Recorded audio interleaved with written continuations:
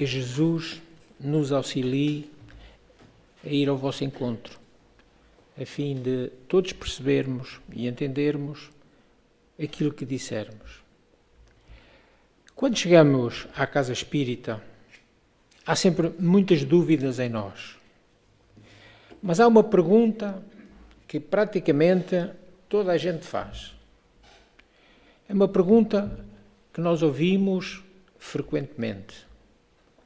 Se somos todos reencarnados, por que não nos lembramos das existências passadas? Por que é que não lembramos o que fizemos lá atrás? E é uma questão intrigante, causando até a algumas pessoas dúvidas, porque não vemos a relação de causa e efeito. Então precisamos saber, e hoje vamos tentar consegui-lo, percebermos que o esquecimento do passado, as nossas existências anteriores, as reencarnações anteriores, mostra-nos a imensa sabedoria de Deus. Se tivéssemos a lembrança viva de episódios vividos anteriormente, isso teria vários inconvenientes, entre os quais vamos indicar alguns. Poderia humilhar-nos, e muito, intensamente, pela lembrança desagradável de muitos dos nossos deslizes morais, especialmente quando essas atividades, essas ações, envolveram outras pessoas. Também nos poderia trazer exaltação do orgulho e do nosso sentido de prepotência, em virtude de posições de destaque que eventualmente poderíamos ter tido no passado. Ainda, efeitos danosos, profundamente danosos nas relações sociais, nas relações familiares, pois se tivéssemos essas lembranças, teríamos também as lembranças dos outros. Ainda nos poderia causar traumas, e estes traumas resultantes de remorso, e isso continuaria nos impedindo novas condições de felicidade e progresso. Traria-nos ainda, às vezes, essas lembranças, ódios e desejos de vingança. E isso também estaria minando os relacionamentos da atualidade, provocando, às vezes, novos agravamentos. Estas, e já não são poucas, as desvantagens. Agora vejamos os enormes benefícios. Benefícios resultantes do quê? Da profunda sabedoria divina. Primeiro, oportunidade de recomeço, sem lembranças perturbadoras. Segundo, o progresso efetuado permite agora, com mais lucidez, optarmos por novos aprendizados. Terceiro, reconciliação com antigos adversários, sem que necessariamente haja o constrangimento das recordações que o poderiam impedir. Quarto, superação de traumas passados em circunstâncias agora renovadas. Quinto, novas vivências, novos aprendizados, sem que o nosso passado venha importunar. Sexto, aquisição de novas experiências, sem qualquer ligação com o passado. Então, já vimos desvantagens muitas, mas vantagens também muitas. Os que desconhecem estes ensinos da doutrina espírita alegam que o facto de não se lembrarem, o impedimento do esquecimento, podem levar a dificuldades para a construção do próprio caminho atual, quando, na verdade, este apagar das lembranças, como já vimos, significa uma verdadeira bênção. Deus beneficia-nos com o véu do esquecimento. elimina da nossa memória física. Temos outra memória, sem ser a física.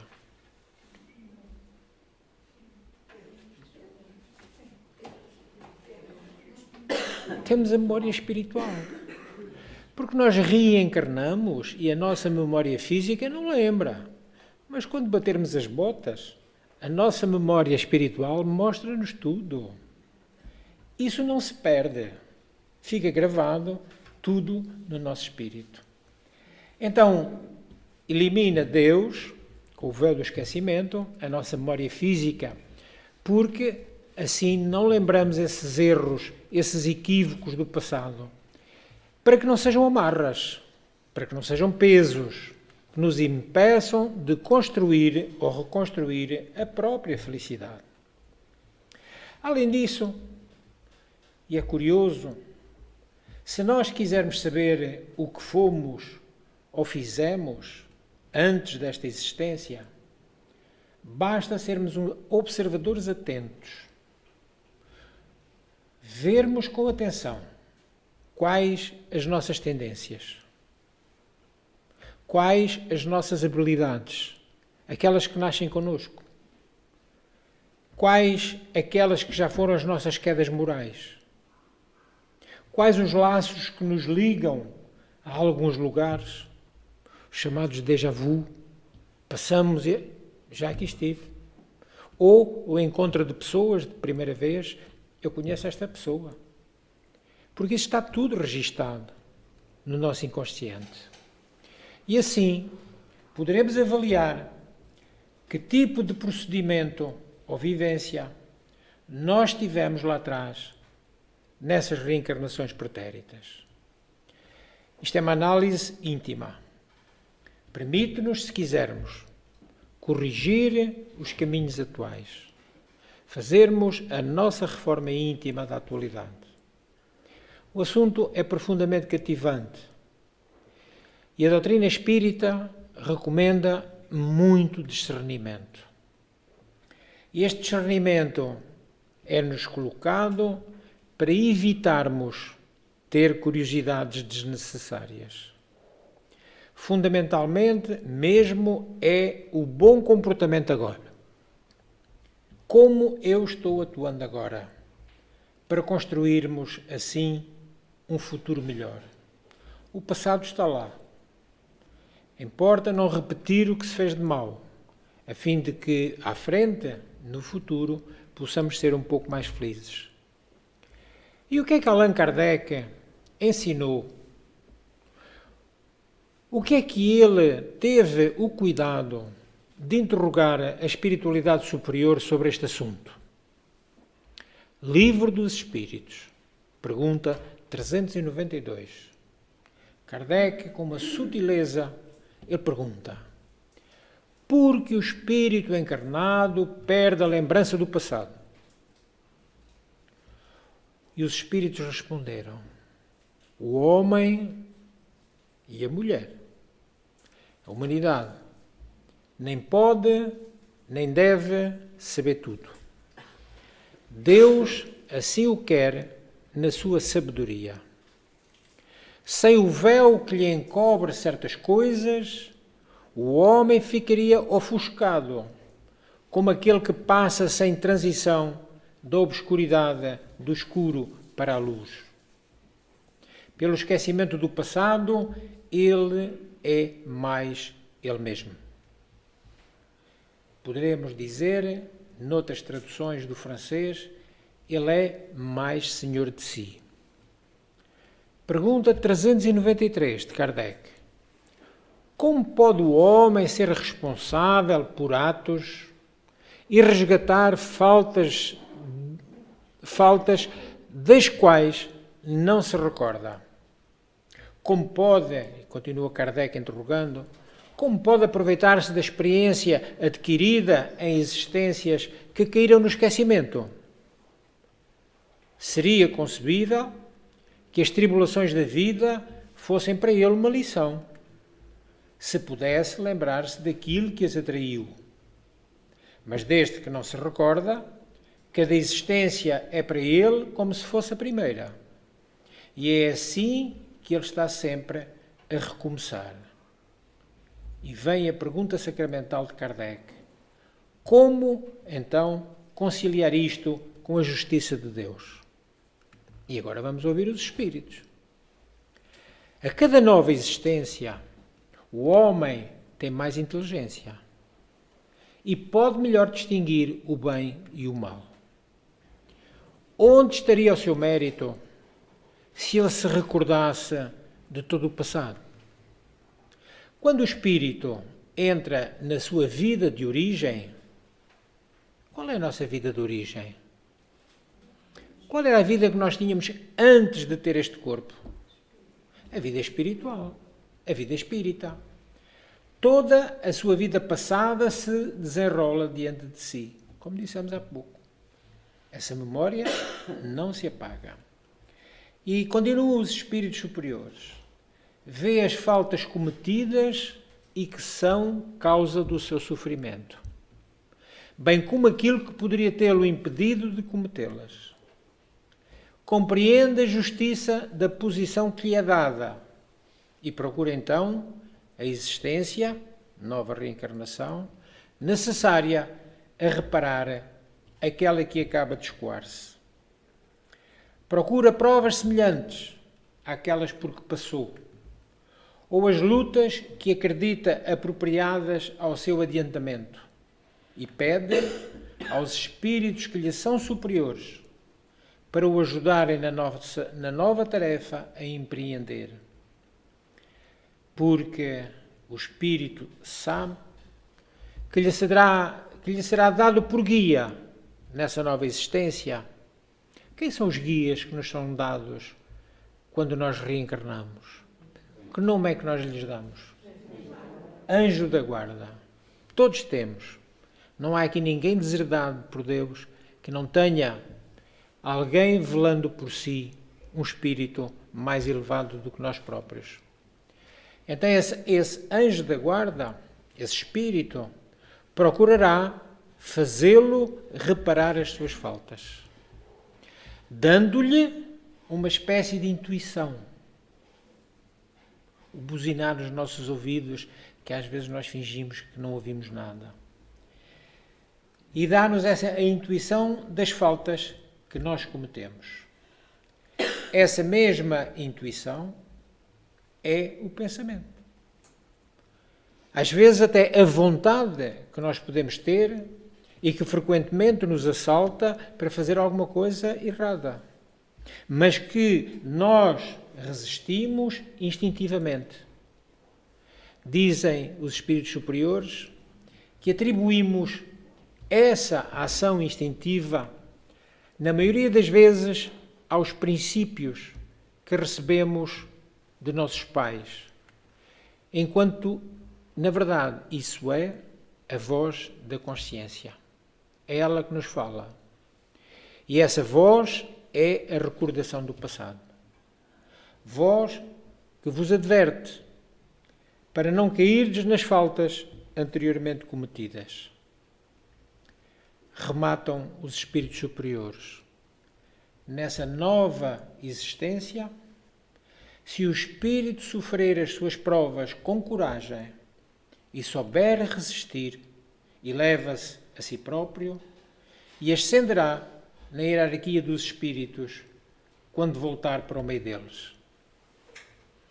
Kardec tomou esta resposta, considerou-a valiosíssima e, para a nossa melhor orientação, deixou ficar, no fim desta resposta dos espíritos, um comentário. Agora é Kardec que fala. Se não temos, durante a vida corpórea, uma lembrança precisa daquilo que fomos e do que fizemos de bem ou de mal em nossas existências anteriores, temos, entretanto, a sua intuição. E as nossas tendências instintivas são uma reminiscência do nosso passado, as quais a nossa consciência, que representa o desejo por nós concebido de não mais querermos cometer as mesmas faltas, adverte que devemos resistir. Ora, integrado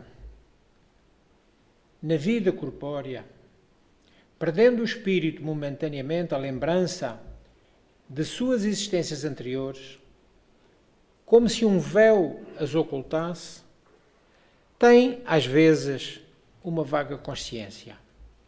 E elas podem mesmo ser-lhes reveladas em certas circunstâncias. Regressões de memória voluntárias. Se a espiritualidade entender que pode ser muito útil para nós, durante o sono, podem-nos mostrar episódios da nossa vivência anterior ou vivências anteriores, a fim de nos mostrar que não devemos repetir.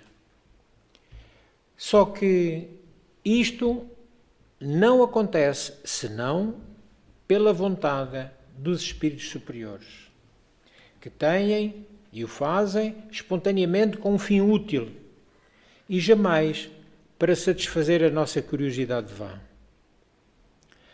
Acerca das regressões de memória provocadas, já estamos a ver que há dois tipos, as voluntárias e as provocadas, para os que buscam, através delas, reviver suas antigas histórias ou seus amores do passado, o Espírito Emmanuel orienta-nos da seguinte forma: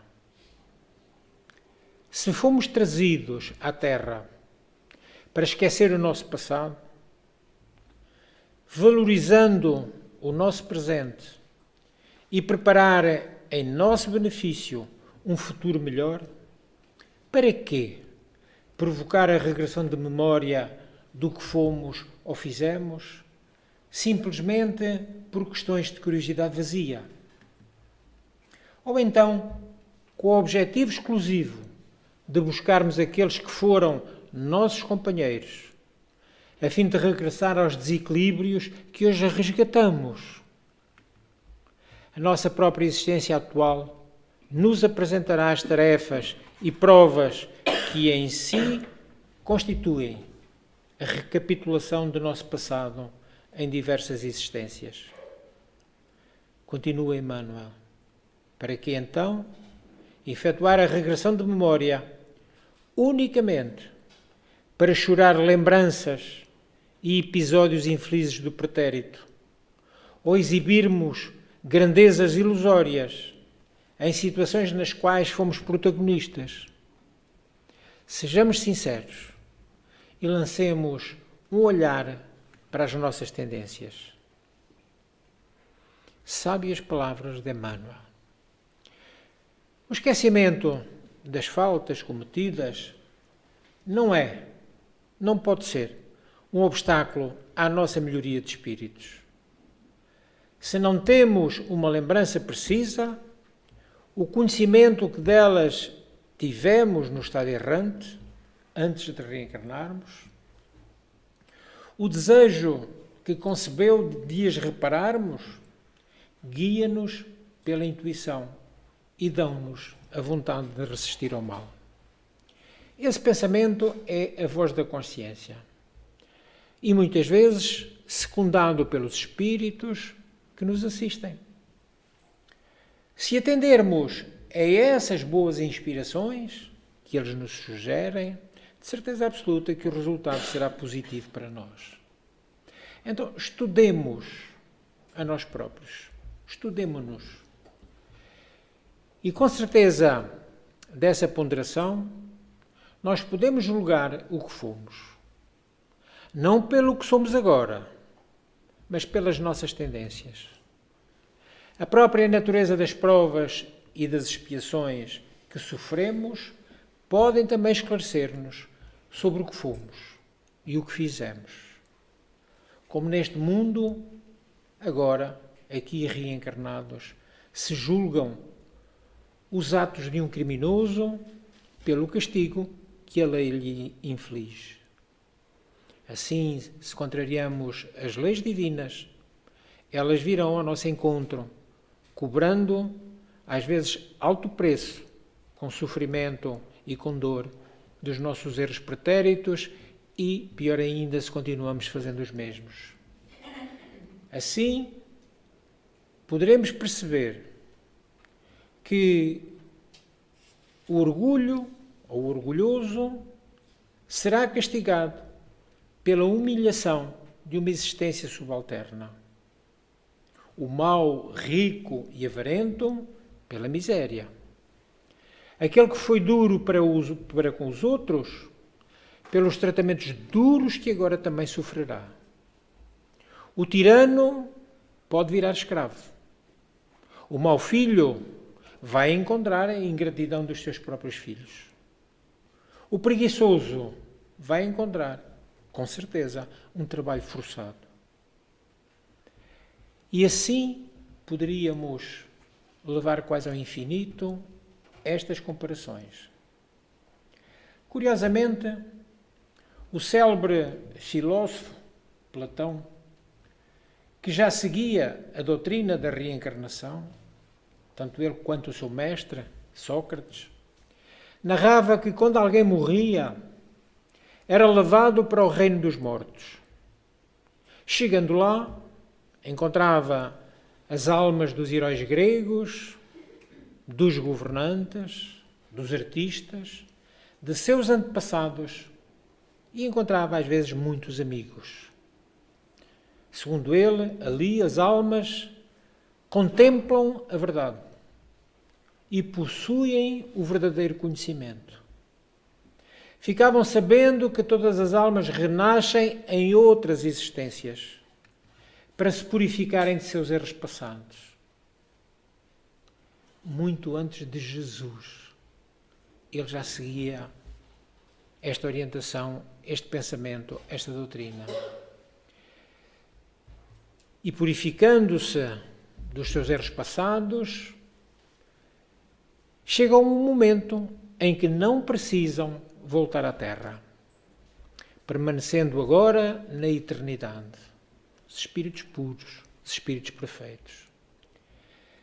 E continua ele dizendo: antes de voltar ao nosso mundo, as almas podem escolher a nova vida que terão. A doutrina espírita diz-nos que nós muitas vezes escolhemos as nossas provas, as nossas expiações. No caminho de retorno à Terra, as almas atravessam uma grande planície, por onde corre um rio, o Léte, que em grego quer dizer esquecimento, e bebem suas águas. As que bebem muito esquecem toda a verdade que contemplavam. As que bebem pouco quase não se esquecem do que conheceram. E Platão ainda diz: conhecer é recordar a verdade que já existe em nós. Conhecer é recordar a verdade que já existe em nós. O espírito imortal, que somos todos, volta ao mundo terrestre com objetivos muito claros. E os objetivos são autossuperação, a reestruturação do nosso caráter moral e o abrilhantamento intelectual, conquistarmos conhecimentos. Este ser passa sempre por um processo de esquecimento do passado, recebendo a nova existência como uma nova oportunidade. Quase sempre eu digo, em relação ao esquecimento do passado, que nós somos um carro quando voltamos para a nova reencarnação, somos um carro 0 km, novinho em folha. Agora imaginem nós virmos com todas as lembranças do passado, éramos um carro velho. Os pneus carecas, o motor gripado, as portas cheias de ferrugem, as dobradiças todas a fazer barulho. Assim não. Deus concede-nos um carro 0 km. Recebemos a nova existência para uma nova oportunidade. É um verdadeiro começar de novo. Lá atrás, deixamos estar. E aqui entroncamos noutro ensino extraordinário. renascemos desprotegidos, totalmente dependentes. É verdade ou é mentira? Como é que nós chegamos a este mundo? Grandes ou pequeninos? Desprotegidos, totalmente dependentes, inspirando o quê? Cuidados e amor a todos aqueles que estão ao nosso redor. Imaginem nós chegarmos grandes, com as lembranças dos erros passados e os que nos recebiam, sabendo as biscas que nós fomos. Como é que era possível amar essas criaturas quando chegassem? Ora, assim chegamos nessa dependência, exigindo cuidados, para não nos imporem, nessa altura, uma severidade muito grande. Deus dá a todas as crianças o toque da inocência. E essa inocência não é uma superioridade real sobre o que essa criança foi antes. É a imagem do que ela deveria ser, crescendo assim. Inocente pela bondade, inocente pela caridade, inocente pelo amor. E a bondade e beleza dos desígnios de Deus não param por aqui. Pois não é apenas por esse ser que o Criador lhe dá esse aspecto. Não é apenas pelo Espírito reencarnante. É também e principalmente pelos seus pais, cujo amor agora é profundamente necessário para proteger a sua fragilidade. Esse amor seria notoriamente enfraquecido frente a um caráter impertinente e rude que eventualmente esse espírito poderia ter. Ao passo que, ao acreditar que seus filhos são bons e dóceis, os pais dão-lhe toda a afeição, rodeiam-nos com os mais atenciosos cuidados. E ainda há uma segunda razão, uma segunda utilidade. Para o período conhecido como infância, o espírito encarnado, para se aperfeiçoar, é mais acessível durante esse tempo. É mais acessível às impressões que recebe e que o podem ajudar no seu adiantamento. Daí uma importância extraordinária que tem o exemplo, os bons exemplos. Estamos a falar da infância. Qual é a preocupação de uma casa espírita? Se não é, deveria ser. Qual é essa preocupação? Evangelização infanto-juvenil. Tragam-nos as crianças para elas começarem a aprender a ouvir falar de Jesus. Filhos, netos, educandos. Porquê é que nós não trazemos as crianças ao encontro de Jesus? Porquê? Façamos essa pergunta. Lá atrás, com certeza, nossos pais e nossos avós tiveram esse cuidado. Não nos inscreveram nessa evangelização da casa espírita, mas inscreviam-nos na catequese. E nós já íamos ouvindo falar de Jesus. Na casa espírita, as crianças ouvirão melhor falar de Jesus. Porque não há mistérios, não há dogmas, não há doutrinas complicadas de entender. E as crianças estão muito mais aptas a ouvirem falar dos espíritos com que nós julgamos. Porque eles, sendo pequeninos, alguns ainda não completaram a reencarnação. Somente aos 7 anos isso acontece. Estão mais do lado de lá do que do lado de cá. Não têm medo dos espíritos. Melhor entendem o que são as coisas espirituais. É um convite que nós vos deixamos. Então, os exemplos são fundamentais para nós passarmos a educação às crianças. Porque elas são verdadeiras esponjas. É a absorverem tudo o que acontece à sua volta. Através dos exemplos que recebe, a criança vai moldar a sua nova personalidade, com características saudáveis ou não, dependendo dos exemplos que recebe. Quantas vezes ouvimos, quantas vezes lemos, sem entender verdadeiramente o significado disso. Os desígnios de Deus são insondáveis. Nós olhamos para a vida com olhos do corpo, olhos temporais. E é por isso que não entendemos Deus. Todavia, Deus olha para nós, para a nossa vida, com olhos de eternidade, muito mais aprofundado. Deixamos-nos seduzir pelo mundo, pela caducidade deste mundo frenético, individualista, frívolo e muito pouco caridoso. E às vezes sofremos avanços e recuos. E olhem, às vezes até discutimos com Deus. Quando a vida não vai de feição, Deus é mau. E discutimos com Ele. Felizmente, encontramos a sublime doutrina dos Espíritos, o abençoado Espiritismo, que, promanando de Jesus, é o cristianismo redivivo, o verdadeiro cristianismo, aquele que nos instrui, aquele que nos esclarece. Porque há dois cristianismos muito diferentes.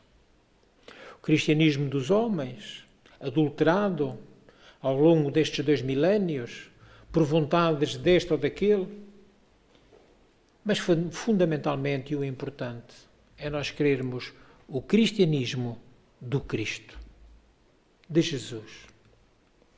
Deixarmos de ser seduzidos pelo mundo e passarmos a olhar para Ele como Ele é. Uma peregrinação.